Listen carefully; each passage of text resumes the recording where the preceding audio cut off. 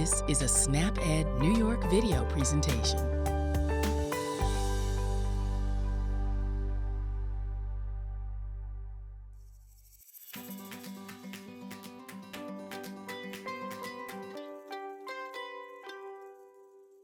Hi, I'm Caitlin, SnapEd educator with Cornell Cooperative Extension, and today I'll be showing you how to make fruit pizza. So fruit pizza is a balanced dish because it includes at least 2 of the 5 food groups, those being fruits, vegetables, grains, protein, and dairy. The My Plate usually suggests to make half of your plate fruits and vegetables because these 2 food groups can help you reduce your risk of chronic diseases like heart disease and high blood pressure. And an easy way of adding more fruit into your day is with a simple recipe like this.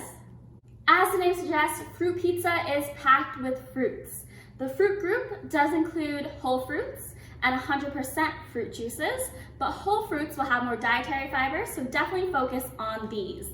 They can come in the form of canned, frozen, fresh, or even dried, but today I chose fresh strawberries, fresh blueberries, and canned pineapples.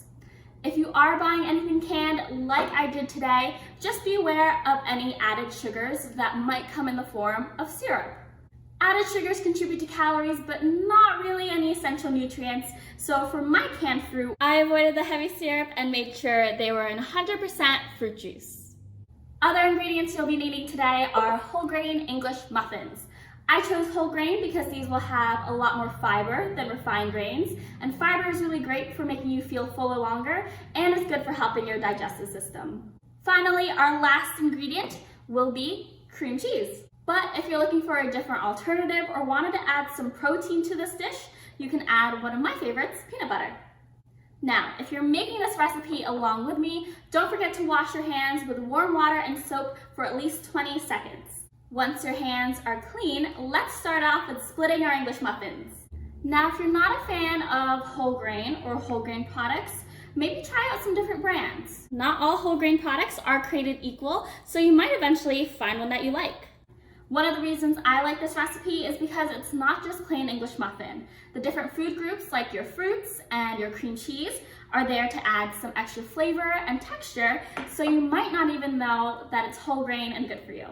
I usually like to toast my English muffins first because I feel like bread tastes a lot better once it's toasted, especially when it's whole grain. While we're waiting for our English muffins to toast, let's prep our fruits.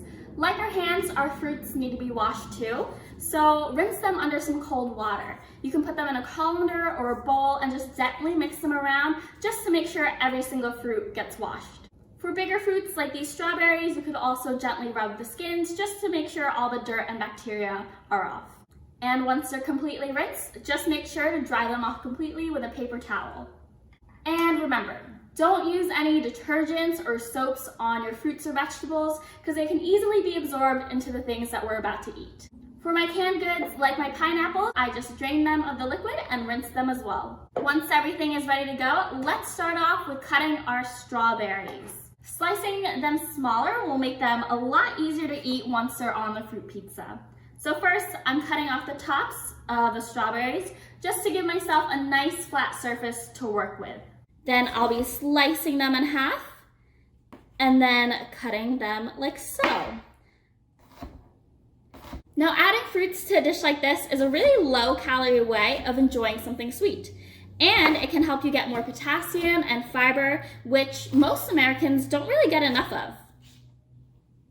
Our English muffins are toasted and our fruits are ready, so it's time to assemble everything. I like adding a little variety to my dishes because it adds more nutrients and some more flavors. So I'll be putting cream cheese on one half and peanut butter on the other. These spreads will really help hold the fruit onto your English muffin. With the cream cheese, I did set it out a little bit in advance just to make it softer and easier to spread. And keep in mind, you'll only need about a tablespoon for each side. Once that is done, it's time to top it off with some fruits. So personally, I think the pineapples go well with the cream cheese, so I'll be putting those 2 together. And I'll also add some blueberries. And at this point of the recipe, definitely have some fun with it.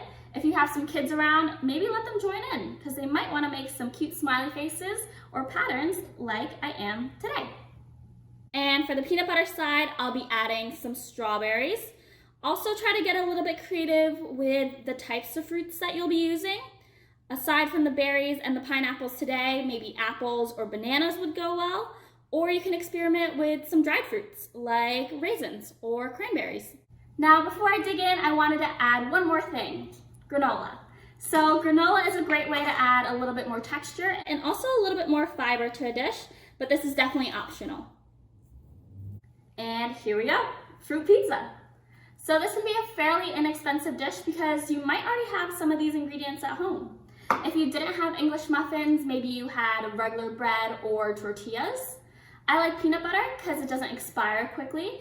And if you are looking to add some berries onto your fruit pizza, maybe look for those in the summer months. They'll be in season and a lot cheaper.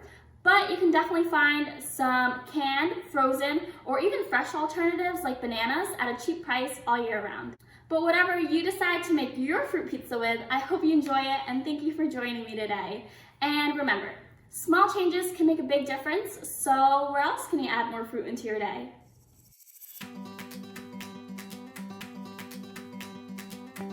Thank you for joining us today. We know the healthy choice isn't always the easiest choice, but small changes can make a big difference. Start today by getting involved with SNAP Ed New York. This program is free for those who qualify or receive SNAP benefits. We want to help you save time, save money, and eat healthy. Learn how SNAP Ed can make a difference in your life. For more information and to find your local program, visit snapedny.org. This material is funded by USDA's Supplemental Nutrition Assistance Program. SNAP. This institution is an equal opportunity provider.